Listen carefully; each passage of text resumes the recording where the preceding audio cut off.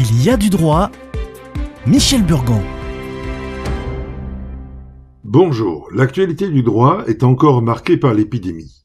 En premier, par la suspension des libertés.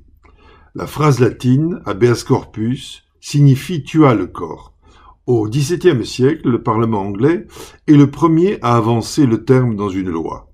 Ce concept demeure un basique des législations anglo-saxonnes. La notion de tenir son corps interdit à l'autorité en place de contraindre par le corps et d'entraver la liberté d'aller et venir. Pourtant, la plupart des constitutions habilitent leur parlement ou gouvernement à suspendre les libertés individuelles dans les situations graves où la gestion de l'ordre public doit être simplifiée. Mais rien n'est simple.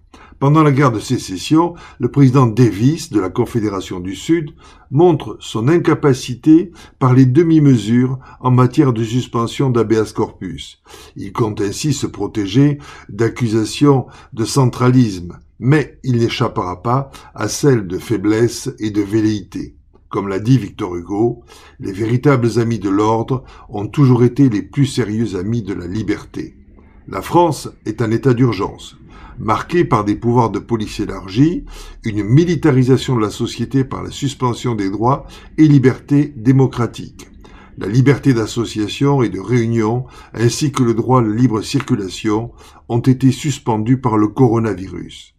Le non-respect de ces mesures, tardives, nous place à quelques pas seulement de la loi martiale pure et simple. Ce serait peut-être utile pour stopper l'écœurante exhibition des masques FFP2, portés par des personnes ordinaires, alors que les individus exposés n'en ont pas, ce qui montre que le Français est toujours aussi stupidement fier d'afficher sa débrouillardise plutôt que son civisme.